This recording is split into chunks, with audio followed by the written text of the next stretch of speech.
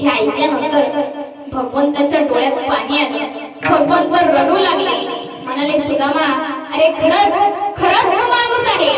त्यानंतर महाराज जेव्हा कुंकुम तिलक लावण्याचा प्रसंग येतो, जेव्हा सुदामजी आणि त्या सुदामाजींना भगवान श्रीकृष्ण कुंकुम तिलक लावताय, पण कसा तर ऐका, भगवान श्रीकृष्णांनी आपला अंगठा घेतला, कुंकवाच्या वाटीत बुडवला, सुदाम्याच्या कपाळावर टेकवला, टेकवल्यानंतर दाबला, दाबल्यानंतर फिरवला. तुम्ही म्हणाल असं का बरं केलं? तर ऐका, मोठ्याच्या कृतीत मोठा अर्थ भरलेला असतो. भगवंताने अंगठा टेकवला, दाबला आणि दाबून फिरवला. याचं कारण काय? लक्ष देऊ नये का?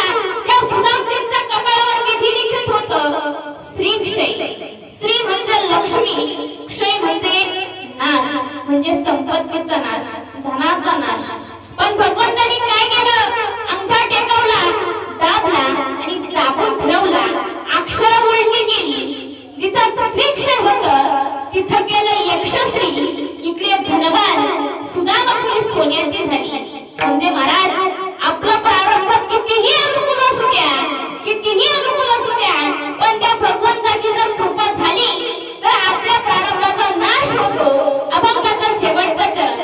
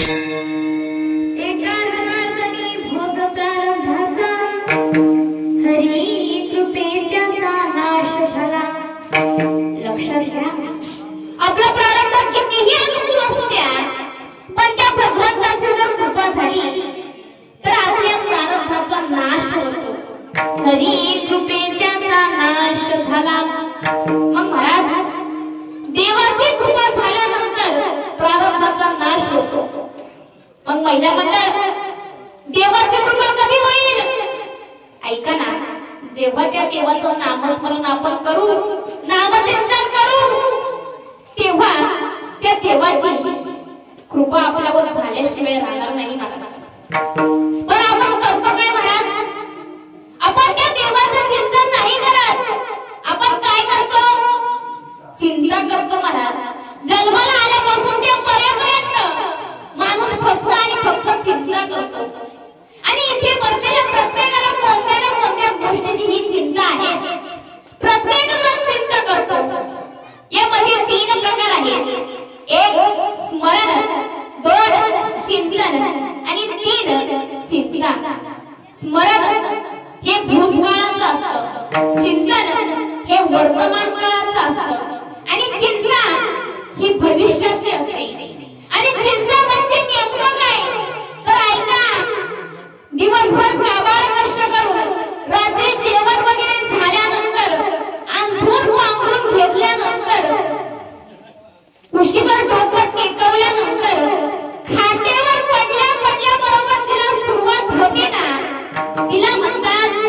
चिंता खाटे बरी पडता चिंता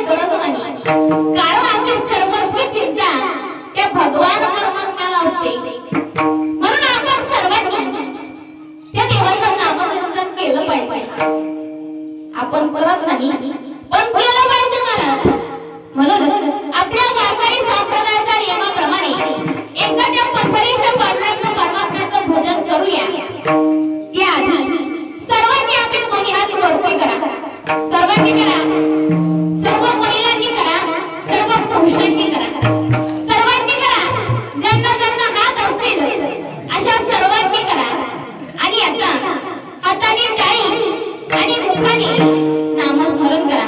विठोबा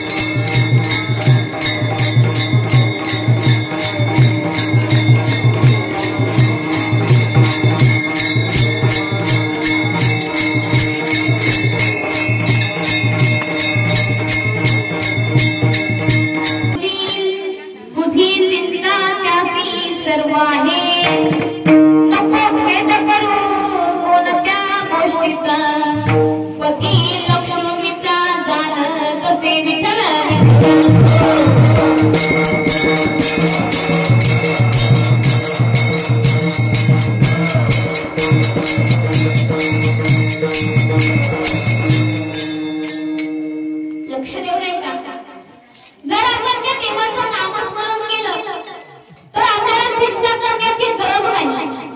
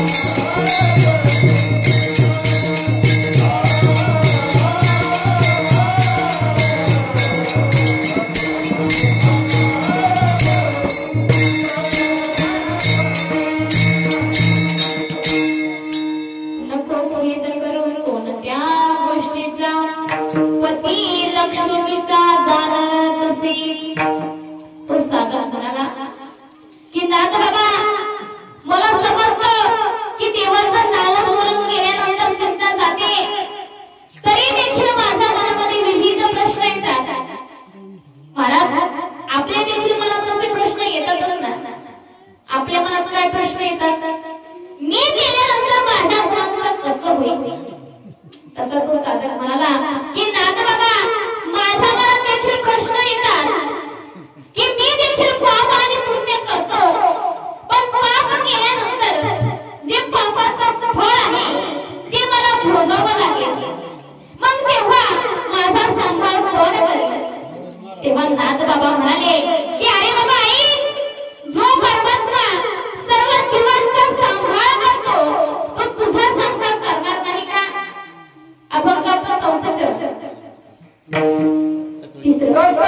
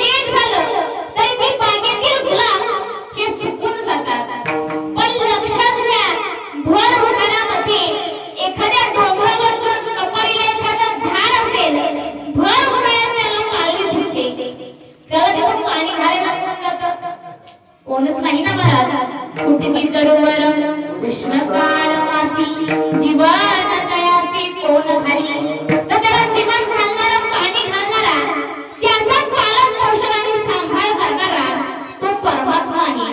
एवढंच नाही, काळीनाथाने कृपाळू देवासी कोसितो जगासी इतकं लागतं. जशी जशी महाराज बाळाची भूक वाढते तसा तसा आईचं तो परमात्मा दूध वाढवतो. कोणी केली बाळा दुधाची उत्पत्ती, वाढवी